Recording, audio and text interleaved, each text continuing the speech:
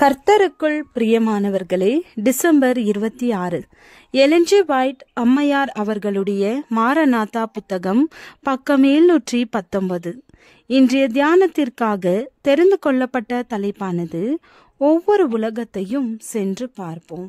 வசனம் ஏசாயா 45 அதிகாரம் வசனம் 11-12. கர்த்தர் சொல்லுகிறதாவது: என் கரங்கள் வானங்களை விரித்தன, அவைகளின் சர்வ சேனையையும் நான் கட்டளையிட்டேன். இந்த உலகமும் பரலோக வாசஸ்தலங்களும் மட்டுமே தேவனின் அண்ட சராசரம் என்ற கருத்தை அநேகர் கொண்டிருப்பதாக தெரிகிறது. அது அப்படி அல்ல. தேவனுடைய பிரமாணங்களுக்கு கீழ்ப்படிந்து நடக்கும் அநேக உலகங்கள் தேவனுக்கு உண்டு. சிருஷ்டிகரின் மகிமைக்கு ஏற்றதாக இந்த உலகங்கள் இயக்கப்படுகின்றன. இந்த உலகத்தின் குடிமக்கள் மனிதனின் மீட்புக்காக செலுத்தப்பட்ட மாபெரும் கிரயத்தை பார்த்து வியப்பினால் நிறைந்திருக்கிறார்கள். மற்ற உலகங்களை பற்றிய ஒரு காட்சியை கர்த்தர் எனக்கு கொடுத்திருக்கிறார். எனக்கு சேட்டைகள் கொடுக்கப்பட்டன. நகரத்திலிருந்த ஒரு தூதன் என்னை மகிமையும் பிரகாசமுமான ஓரிடத்திற்கு அழைத்து சென்றான்.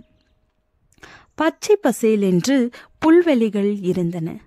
பறவைகள் இனிமையான ஒரு கீதத்தை இசைத்து கொண்டிருந்தன.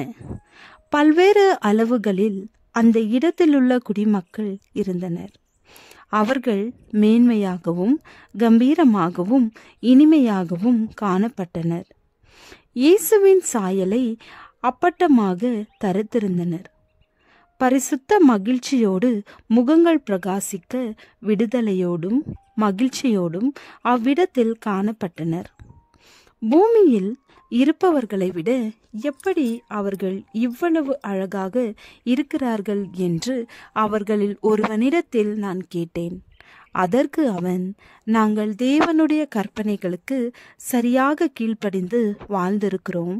பூமியில் இருப்பவர்களைப் போன்று நாங்கள் கீழ்ப்படியாமையில் விழுந்துவிடவில்லை என்று பதிலளித்தான். பிறகு நான் 2 மரங்களை கண்டேன்.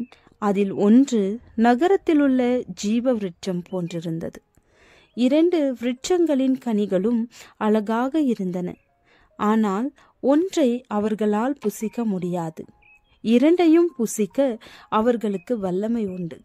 ஆனால் ஒன்றை புசிக்க தடை விதிக்கப்பட்டிருந்தது. என்னுடன் வந்த தூதன் என்னிடம், இவ்விடத்தில் ஒருவரும் அந்த விலக்கப்பட்ட மரத்தின் கனியை ருசி பார்க்கவில்லை. அவர்கள் புசித்தால் வீழ்ச்சி அடைவார்கள் என்றான். 7 சந்திரன்கள் கொண்ட ஒரு உலகிற்கு நான் அழைத்து செல்லப்பட்டேன். அங்கே பரலோகத்திற்கு எடுத்துக்கொள்ளப்பட்ட ஏனோக்கை கண்டேன். பூமியிலிருந்து அவ்விடத்திற்குத்தான் எடுத்துக்கொள்ளப்பட்டீர்களா என்று நான் அவரை வினவினேன். இல்லை, பட்டணம்தான் என் வீடு, இவ்விடத்தை பார்க்க வந்தேன் என்று கூறினான். ஏதோ சொந்த வீட்டில் இருப்பதை போன்று அங்கே அவர் நடந்து திரிந்தார். நான் அங்கேயே தங்கிவிடுகிறேன் என்று என்னுடன் வந்த தூதனிடம் கெஞ்சினேன். இந்த 2 உலகிற்கு திரும்பி வர வேண்டும் என்ற எண்ணத்தை என்னால் தாங்க முடியவில்லை. ஆனால் தூதனோ, நீ திரும்பி செல்ல வேண்டும்.